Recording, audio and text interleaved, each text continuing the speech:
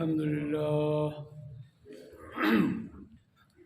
لله نحمده ونستعينه ونستغفره ونؤمن به ونتوكل عليه ونعوذ بالله من شرور أنفسنا ومن سيئات أعمالنا من يهده الله فلا مضل له ومن يضلله فلا هادي له ونشهد أن لا إله إلا الله وحده لا شريك له ونشهد أن سيدنا وسندنا ومولانا محمدا عبده ورسوله أرسله بالحق بشيرا ونذيرا وداعيا إلى الله بإذنه وسراجا منيرا. اللهم صل على محمد وعلى آل محمد كما صليت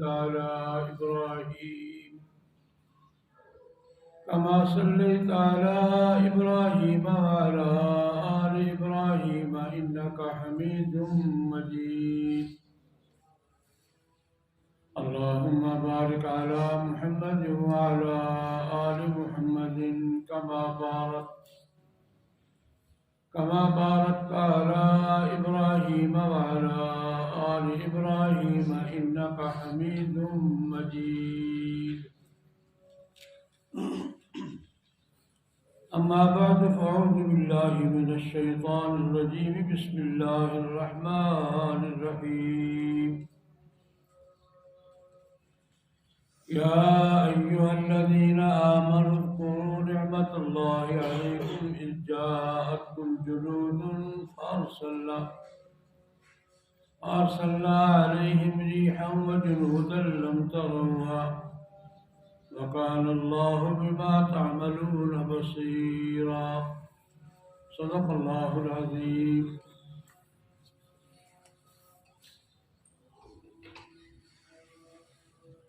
بزرگان محترم، برادران اسلام،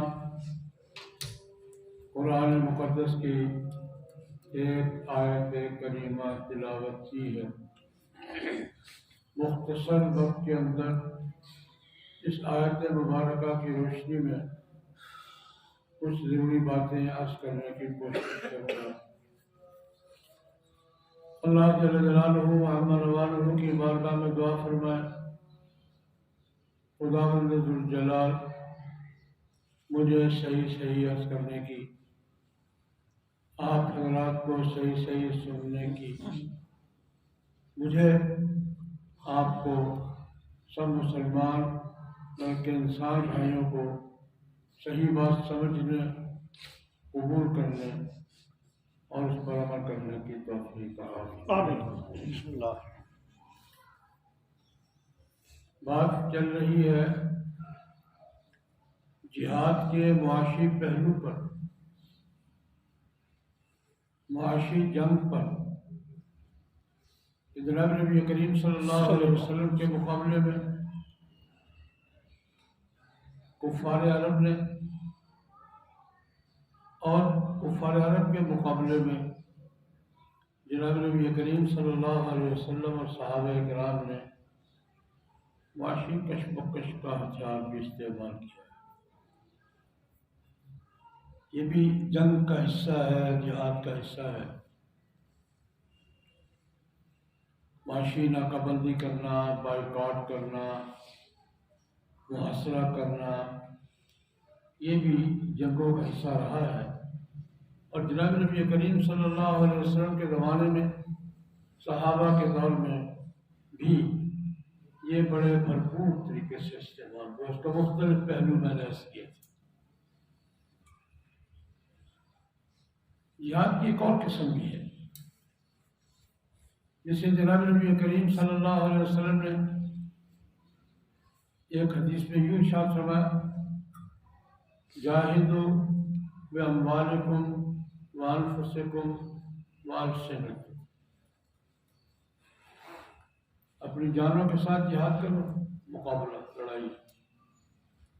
مالوں کے ساتھ وہ جہاد کرو، جہاد پہ خرچ بھی ہوگا اور مالی کشمکش بھی، اور وہ السنتکم، زبان زبان کا جہاد بھی جہاد، یہ بھی جہاد کا پہلو ہے، اس کو جاہدوا بألسنتکم۔ ایک روایت میں نبی کریم صلی اللہ علیہ وسلم نے تینوں لفظ ذکر فرمائے، جاہدوا بأموالکم وانفسکم وانفسکم۔ زبان کا جہاد، اس کو آج کی زبان میں میڈیا وار کہتے ہیں، آج کی اصطلاح میں اس کو میڈیا وار کہا جاتا ہے۔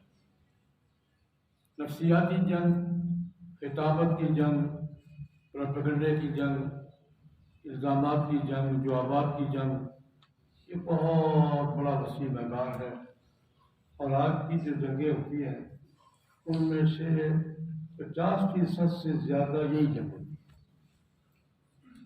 اس کو اعصابی جنگ بھی کہتے ہیں، نفسیاتی جنگ بھی کہتے ہیں، زبان کی جنگ بھی کہتے ہیں، اور قلم زبان سب کچھ استعمال ہوتا ہے۔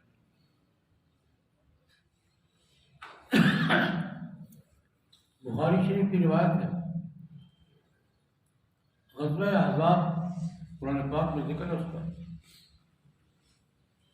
کہ قریش نے اپنے حلیف قبائل کو جوڑ کر مدینہ منورہ میں جلال کی تھی، 1 مہینہ محاصرہ رکھا تھا، اور پھر ناکام ہو کر چلے گئے تھے۔ جب احزاب کی جنگ میں، خندق کی جنگ میں کافر ناکام واپس گئے، اللہ رب العزت نے قرآن پاک کا ذکر کیا اس کا، فرمایا اللہ کی نعمت کو یاد کرو، اذ جاءتکم جنود، جب ہر طرف سے لشکر تم پر چڑھ دوڑے تھے، فرمایا کہ تب تمہاری کیفیت یہ تھی، اذ زاغت الابصار، تمہاری آنکھیں پتھرا گئی تھی، بلغت القلوب الحناجر، تمہارے دل خوف کے مارے اچھل کر حلق میں پھنس گئے تھے۔ وہ کیفیت اللہ پاک بیان فرما رہے ہیں، چاروں طرف سے لشکر آ گئے، مدینہ کا محاصرہ کر لیا۔ اللہ رب العزت اس کا ذکر فرماتے ہیں، جب تم ثابت قدم رہے، تم نے استقامت دکھائی، وفاداری دکھائی، تو ہم نے ارسلنا علیہم ریحا وجنودا لم تروها، ہم نے صرف ہوا تیز کی تھی اور کچھ نہیں کیا تھا، ہم نے ہوا بھیجی، خیمے چاروں طرف لگے ہوئے ہیں، سردی کا موسم ہے، رات کا وقت ہے، چولہے جل رہے ہیں، آندھی آئی، چولہے الٹ گئے، خیموں کو آگ لگ گئی، اور وہ جو مدینہ منورہ کی اینٹ سے اینٹ بجانے کا دعویٰ لیے 1 مہینے سے گھیرے بیٹھے تھے، ان کو خود بھاگنے کی جگہ نہیں ملی۔ اللہ تو جائیں کہ آدھی رات کا وقت ہو، مدینہ کی سردی ہو، چولہے الٹ جائیں اور خیمے جل جائیں، اور کیا حال ہوا ہوگا۔ یہ سارے مراحل گزرے، میرا اس جنگ کی تفصیل بیان کرنا مقصد نہیں ہے، یہ ناکام ہو گئے۔ تو نبی کریم صلی اللہ علیہ وسلم نے مسجد نبوی میں صحابہ کرام کو ایک خطبہ ارشاد فرمایا، تب کیا ہوا۔ امام بخاری رحمۃ اللہ علیہ نے بڑی تفصیل کے ساتھ ذکر کیا اس کا۔ دونوں ہمارا دیکھو گے، قریش کے ساتھ ہماری جنگ تھی، بدر میں بھی انہیں کے ساتھ جنگ ہوئی ہے، احد میں بھی انہیں کے ساتھ ہوئی ہے، اب خندق میں بھی وہی کبھی سارے محاذ بنا کے آ گئے تھے، اب وہ واپس چلے گئے۔ الآن نغزوهم ولا یغزوننا، ان کا زور لگ گیا ہے، اب یہ ہم پر حملہ نہیں کرے۔ آخری زور ان کا یہ تھا۔ بدر میں انہوں نے طاقت آزمائی کی، شکست کھائی، احد میں آئے، کامیاب نہیں ہوئے۔ اب سارے دوست قبائل ملا کر اکٹھے کر کے لائے، ناکام واپس گئے۔ ان کا زور تو لگ گیا، اب یہ نہیں ہم پر آئیں گے، جب جائیں گے ہم جائیں گے۔ ایک تو حضور ہے بھائی اللہ فرمایا الآن نغزوهم ولا یغزوننا، اب جب بھی جنگ ہوگی ہم جائیں گے، یہ نہیں ہے۔ ان کا آپ زور لگ گیا، یہ اسی بات کی فرمائی۔ اب یہ تمہارے خلاف تلوار کی جنگ نہیں لڑیں گے، اب یہ تمہارے خلاف تلوار کی جنگ نہیں لڑیں گے، زبان منہ سے نکال ہوئے، اب زبان کی جنگ لڑیں گے۔ تمہارے خلاف مجمع لگائیں گے، تقریریں کریں گے، شعر و شاعری کریں گے، تمہارے خلاف عربوں کو بھڑکائیں گے، الزام تراشی کریں گے، تمہارے خلاف پروپیگنڈا کریں گے، یہ جو میڈیا وار ہوتی ہے۔ اب یہ تمہارے خلاف تلوار کی جنگ نہیں لڑیں گے، اب تمہارے خلاف کیا کریں گے؟ زبان کی جنگ لڑیں گے۔ عربوں کے میلے ہوتے تھے، میلوں میں جائیں گے، تمہارے خلاف شعر و شاعری کریں گے، تمہارے خلاف تقریریں کریں گے، تمہارے الزامات لگائیں گے، تمہیں بدنام کریں گے، تو ہوتا ہے۔ یہ اعلان فرما کر نبی کریم صلی اللہ علیہ وسلم نے صحابہ سے پوچھا، بھائی تلوار کی جنگ میں تم سارے میرے ساتھ تھے، یہ جنگ کون لڑے گا؟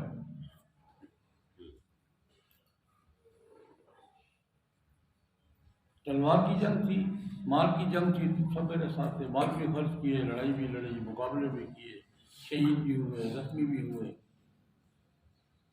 اب یہ زبان کی جنگ ہے، اس میں کون کون میرے ساتھ ہوگا اور یہ جنگ کون لڑے گا؟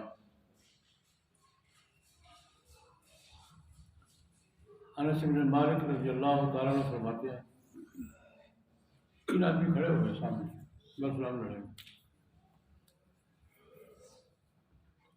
صحابہ کرام میں سے تین آدمی کھڑے ہو گئے کہ اصل یہ جنگ ہم لڑیں گے۔ تینوں بڑے شاعر تھے، حسان بن ثابت،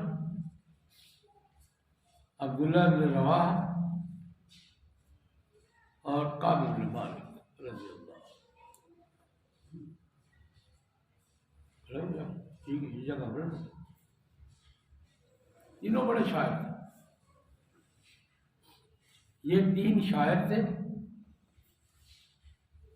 اور ایک جناب نبی کریم صلی اللہ علیہ وسلم کے خطیب تھے، ثابت بن قیس، بہت بڑے خطیب تھے۔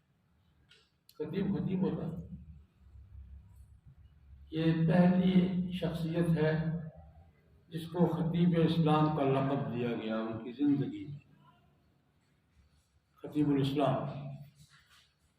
ان کو خطیب رسول اللہ بھی کہتے تھے، خطیب الانصار بھی کہتے تھے، خطیب الاسلام بھی کہتے تھے۔ اپنے زمانے کے بڑے خطیب تھے یہ خطیب صاحب، اور تین شاعر، حسان بن ثابت، عبداللہ بن رواحہ، ابی بن کعب۔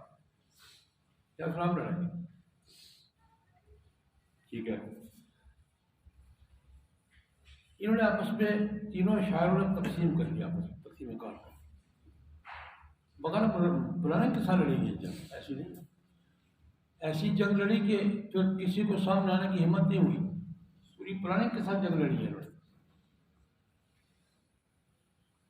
حسان بن ثابت جناب نبی کریم صلی اللہ علیہ وسلم کی خوبیاں، صفات، آمد، ذات بیان کرتے تھے، یہ ان کا موضوع ہے، اسلام کی خوبی، رسول اللہ کی مدح نعت، ہم مدح حضور کی تعریف. یہ ابئی بن کعب نے اپنے ذمہ لے رکھا تھا کہ میں کفر کی برائیاں میں کروں گا، شرک ایسا ہے، کفر ایسا ہے، کافر یہ ہے، یہ دوسروں پر اٹیک بھی ہوتا ہے. یہ ابئی بن کعب نے اپنے ذمہ لیا تھا. یہ کرتے تھے کفر میں یہ خرابی ہے، بت پرستی میں یہ ہے، شراب میں یہ ہے، زنا میں یہ ہے، ان کی خرابیاں بیان کرتے تھے. عبداللہ بن رواحہ رزمیہ شاعری کرتے تھے. رزمیہ شاعری ہوتی ہے اڑا دیں گے، مار دیں گے، کاٹ دیں گے، جلا دیں گے، پلٹا دیں گے، یہ والی شاعری، اس کو رزمیہ شاعری کہتے ہیں. یہ کر دیں گے، وہ کر دیں گے، فلاں کر دیں گے. یہ عبداللہ بن رواحہ کا موضوع رضی اللہ تعالیٰ عنہ. انہوں نے تقسیم کار کر دی کہ ہاں یہ کام انہوں نے کرنا ہے، یہ انہوں نے کرنا ہے، یہ انہوں نے کرنا ہے. اندازہ لگائیے، بخاری شریف کی روایت ہے، نبی کریم صلی اللہ علیہ وسلم جب صلح حدیبیہ کے بعد اگلے سال عمرے کے لیے گئے ہیں. حدیبیہ والے سال تو انہوں نے عمرہ نہیں کرنے دیا تھا، نہیں واپس ہے، اگلے سال آئیں گے معاہدے کے تحت. وہی حدیبیہ والے لوگ ہی عمر میں 1400-1500 آدمی. امام بخاری یہ منظر بیان کرتے ہیں. اب 1500 کے قریب صحابہ کرام جناب نبی کریم صلی اللہ علیہ وسلم کی رہنمائی میں، قیادت میں عمرے کے لیے مکہ میں داخل ہو معاہدے کے تحت. ماحول سارا ان کا دشمنوں کا، فتح مکہ سے 1 سال پہلے کی بات ہے. ماحول سارا ان کا ہے. یہ معاہدے کے تحت عمرے کے ویزے پہ گئے ہیں، 3 دن کا ویزا سائن کر 3 دن رہ سکتے ہیں. پہاڑی سے نیچے اتر رہے ہیں. رسول اللہ صلی اللہ علیہ وسلم اونٹنی پر سوار ہے. اونٹنی کی مہار عبداللہ بن رواحہ کے ہاتھ ہے. یہ اب لوگوں نے سب نے احرام باندھے ہوئے ہیں، تلبیہ پڑھے، لبیک اللہم لبیک لبیک لا شریک لک لبیک ان الحمد والنعمت لک والملک لا شریک لک. ہم تلبیہ پڑھ رہے ہیں، حضور بھی تلبیہ پڑھ رہے ہیں، باقی صحابہ بھی تلبیہ پڑھ رہے ہیں، اور 1500 کے قریب صحابہ پہاڑیوں سے نیچے اتر رہے ہیں بیت اللہ کی طرف طواف کے لیے. عبداللہ بن رواحہ کے ہاتھ میں احرام باندھا ہوا ہے.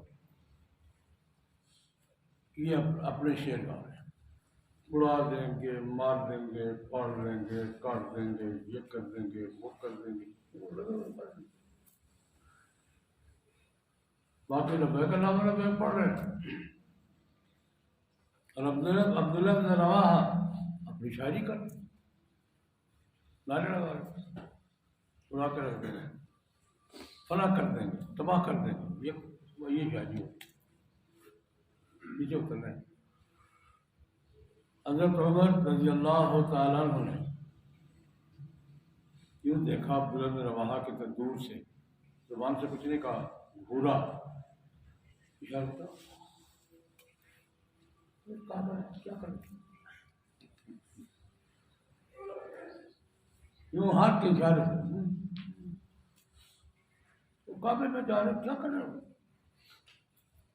یہ حضرت عمر منع کر رہے ہیں کہ یار یہاں تو تلبیہ پڑھو نا، یہ کیا پڑھ رہے ہو.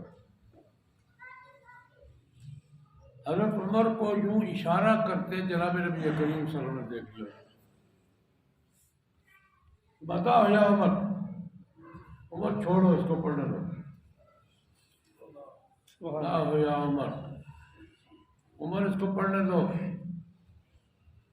فرمایا اس کے شعر دشمنوں کے سینوں میں تمہارے سینوں سے، تمہارے تینوں سے زیادہ نشانے پہ لگ رہے ہیں. یہ جو شعر پڑھ رہا ہے نا، اس کے اشعار سارا دشمنوں کا ماحول ہے. اس کے شعر دشمنوں کے سینوں میں تمہارے تینوں سے زیادہ نشانے پہ لگ رہے ہیں. چھوڑو، اس کا تربیہ یہی ہے. سبحان اللہ. اس شان کے ساتھ انہوں نے اس بار اس جنگ کا مقابلہ کیا. ایک واقعہ اور بھی بیان کرتے ہیں محدثین، قرآن پاک میں بھی ذکر ہے تھوڑا سا کہ مدینہ منورہ میں آئے اور حضور کو آواز دی یا محمد خرج لینا. ہمارے جو لوگ آئے تھے ان الذین ینادونک من وراء الحجرات اکثرهم لا یعقلون، بنو تمیم کے لوگ تھے، آئے حضور کو دروازے سے باہر آوازیں دے رہے ہیں، یار بات تو اس طریقے سے کرو نا، یہ آوازیں کیوں دے رہے ہیں؟ خیر یہ واقعی نہیں کے بارے میں. بنو تمیم میں بڑا قبیلہ تھا، بڑا جنگجو قبیلہ، بڑا فن خان قبیلہ. اقرا بن حابس رضی اللہ عنہ کے سردار تھے. مدینہ منورہ آئے وفد لے کر، نبی کریم صلی اللہ علیہ وسلم کے گھروں کے باہر یا محمد و خروج لینا، موسیٰ بارہ بات کرنی ہے صلی اللہ علیہ وسلم. اس پر اللہ پاک نے ڈانٹا، خدا کا کیا کر رہے ہو، انتظار کرو، ولو انہم صبروا حتی تخرج الیہم، یہ کیا باتیں دے رہے ہو، انتظار کرو، آئیں گے بات کریں نا. خیر حضور تشریف لائے، ان کے سردار تھے اقرا بن حابس رضی اللہ تعالیٰ، بہت بڑے صحابی ہیں. کہنے لگے جی آپ کہتے ہیں میں نبی ہوں؟ نبی ہوں. ہم تو ایک ہی بات جانتے ہیں، خطابت اور شاعری. کتابت اور شاعری میں مقابلہ کریں گے آپ ہمارا مقابلہ ہوگا، میچ ہوگا، کتابت کا میچ ہوگا، شاعری کا مقابلہ کریں گے. ایک بات میں درمیان میں عرض کر دوں، نبی کریم صلی اللہ علیہ وسلم کو کافروں نے کسی میدان میں چیلنج کیا ہے نا، تو انہوں نے نام ٹھیک ہے مقابلہ کریں. رکانہ پہلوان تھے رضی اللہ تعالیٰ عنہ، راستے میں جا رہے ہیں، حضور کے سامنے آپ کہتے ہیں میں نبی ہوں، کشتی لڑو گے؟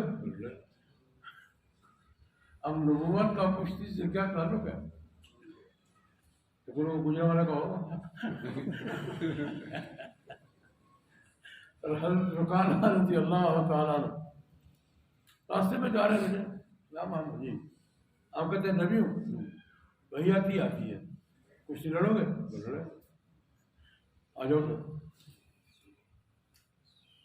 تو رکانہ نے حضور سے کشتی لڑی، حضور نے پچھاڑ دیا. سبحان اللہ، ماشاء اللہ. اس نے کہا ایک دفعہ دور لگ جاتا ہے، دوبارہ صحیح ہے، دوسری دفعہ لڑے، پھر پچھاڑ دیا. اللہ. انہوں نے کہا ایک دفعہ اور، تیسرا راؤنڈ فائنل ہوتا ہے، تیسرا راؤنڈ بھی ہو جائے. اب پنجابی زبان ہے، تیسری دفعہ جو دکان لگی نا تھا، لا الہ الا اللہ، تیسری دفعہ جب شکست کھائی اس نے کلمہ پڑھا. اللہ. میں نے یہ بات اس لیے کی ہے کہ کفر کا مقابلہ ہر میدان میں حضور نے کافروں کا کوئی چیلنج اگنور نہیں کرا. ٹھیک ہے یار، یہ بھی صحیح. معیشت کی جنگ ہے، تب زبان کی جنگ ہے، تب خطابت کی جنگ ہے، تب کشتی کی جنگ ہے، تب کوئی خیر کہنے لگے یہ حال کرنے لگے جناب ہم اپنا خطیب ساتھ لائے ہیں، اپنا شاعر ساتھ لائے ہیں، مقابلہ ہوگا، اگر آپ مقابلہ جیت گئے تو کلمہ پڑھ لیں گے. حضور نے اعلان فرما دیا، ٹھیک ہے بندے کٹے کرو. اعلان کیا شہر میں مقام، فلاں وقت میں مجلس لگے گی اور خطابت اور شاعری کا دنگل ہوا. آگے اب میں آپ کا خطیب کون ہے، آپ کے شاعر کون ہے؟ سارے نے ثابت کھڑے تھے. پہلے ان کے شاعر نے کلام پڑھا زبرقان ابن بدر، یہ بھی بات رضی اللہ تعالیٰ عنہ، سارے مسلمان ہو گئے تھے۔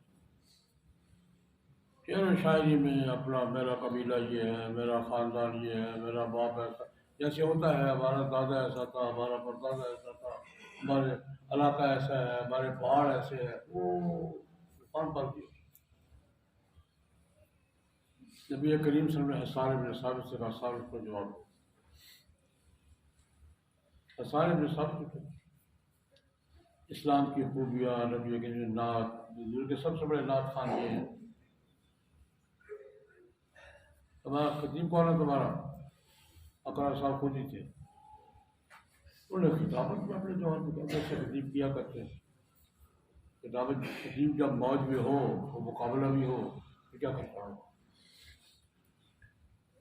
حضور نے ثابت سے ثابت کھڑے ہو، ثابت سے جواب دیا۔ خطیب اسلام نے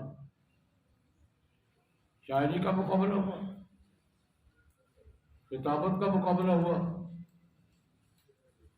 جب دونوں راؤنڈ ہو چکے، کتابت کے بھی دونوں ہو چکے اور شاعری کے بھی، اقرا بن حابس تمیمی رضی اللہ تعالیٰ عنہ جو بنو تمیم کے سردار تھے،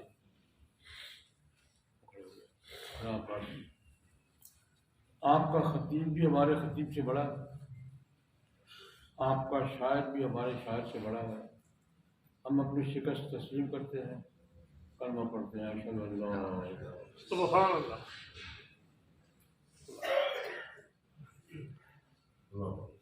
بنو تمیم نے کلمہ پڑھا ہی اس مقابلے پر ہے۔ جناب نبی کریم صلی اللہ علیہ وسلم نے ارشاد فرمایا تھا کہ یہ اب تمہارے ساتھ تلوار کی جنگ کا حوصلہ نہیں کریں گے، اب یہ زبان کی جنگ لڑیں گے، اور زبان کی جنگ لڑی، سب نے لڑی، لیکن تین چار بڑے آدمی تھے۔ ثابت بن قیس حضور کے خطیب تھے، صاحب رسول اللہ، ان کو خطیب رسول اللہ کہتے تھے، خطیب الانصار بھی کہتے تھے، خطیب اسلام بھی کہتے تھے۔ بخاری شریف میں ایک اور واقعہ درج ہے،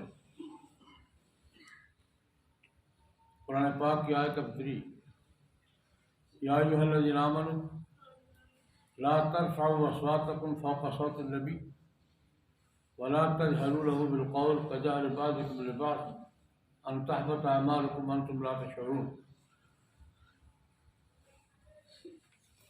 اللہ پاک نے مسلمانوں کو ہدایت کی کہ جناب نبی کریم صلی اللہ علیہ وسلم کی مجلس میں بیٹھو نا، اپنا آواز کنٹرول رکھو، والیوم کنٹرول رکھو، اونچی آواز سے بات نہ کرنا، ادب کا خیال، پروٹوکول کا خیال، ایسا نہ ہو کہ جناب نبی کریم صلی اللہ علیہ وسلم کی مجلس میں حضور سے گفتگو کرتے ہوئے تمہاری آواز حضور کی آواز سے بلند ہوگی، نیکیاں برباد ہو جائیں گی ساری۔ ان تحبط اعمالکم وانتم لا تشعرون، اعمال حبط ہو جائیں گے، آج کی زبان میں ساری نیکیاں ڈیلیٹ ہو جائیں گی، سب نیکیاں ختم ہو جائیں گی اگر حضور کی مجلس پہ ہلکی سی آواز میں بلند ہو گئی تو۔ لا ترفعوا اصواتکم فوق صوت النبی، حضور کی مجلس کے آداب میں یہ بات تھی، آواز کنٹرول رکھو، اچھا بات کرو، حضور کو ایسے نہ بلاؤ جیسے ایک دوسرے کو بلاتے ہو، احترام کے ساتھ بات کرو۔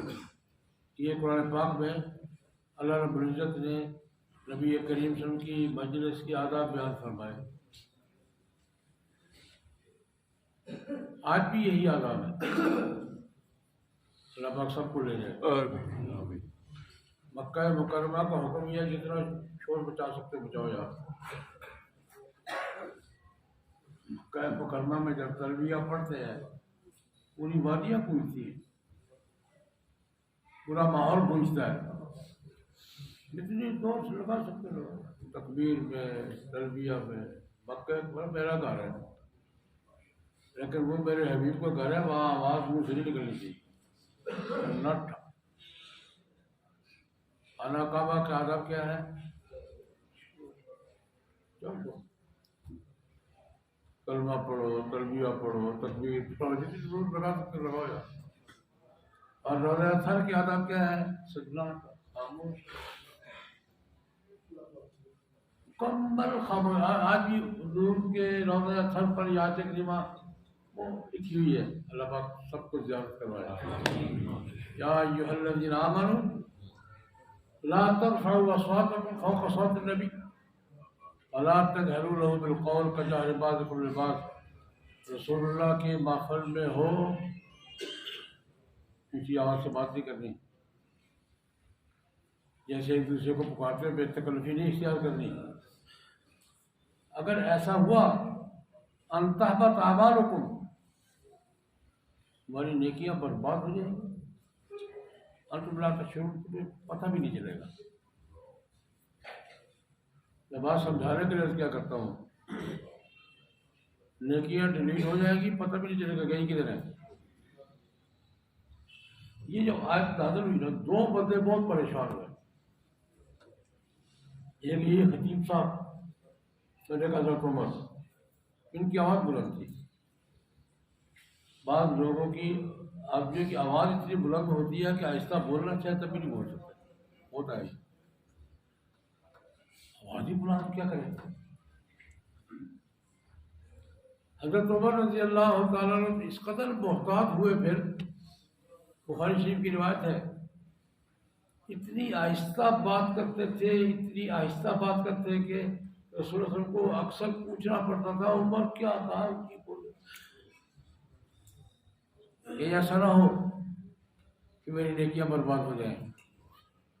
اور خطیب صاحب تو گھر میں بیٹھ گئے، کل ہی اتفاق سے سبق میں آئے یہ ذکر ہوا، خطیب صاحب گھر جا کے بیٹھ گئے، 2 دن ہو گئے نہیں آ رہے، 3 دن ہو گئے نہیں آ رہے۔ رسول اللہ صلی اللہ علیہ وسلم ہمیں پتہ کرو یار ثابت کدھر ہے، 2 دن سے آ رہی رہا، بیمار ہے، سفر پہ ہے، کہاں ہے؟ ایک آدمی گیا پتہ کر کے آیا، یا رسول تو گھر میں بیٹھا، پرسوں سے رو رہا، سر جھکائے بیٹھا ہے، رو رہا، یہ کیا ہوا؟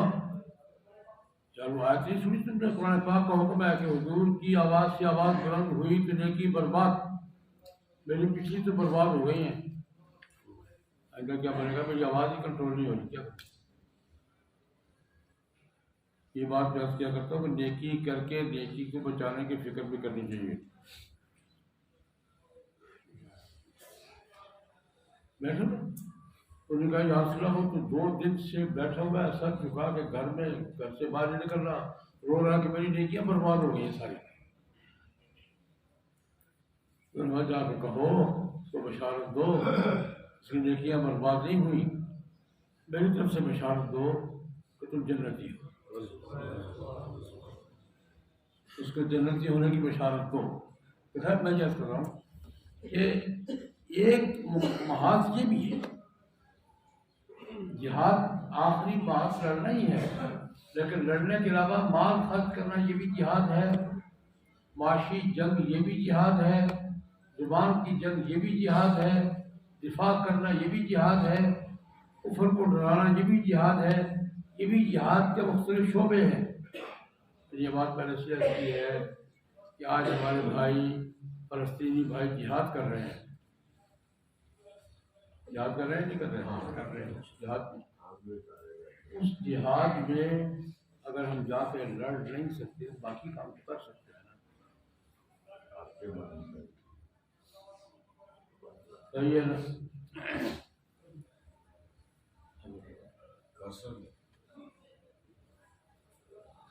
میں نے گزارش کیا کی ہے، موقع ملے جا کر، مجھے تو موقع ملا جاؤں گا انشاءاللہ، موقع ملے جانا چاہیے، لیکن اگر وہاں جانے کا موقع نہیں ملے باقی کام کر سکتے ہیں،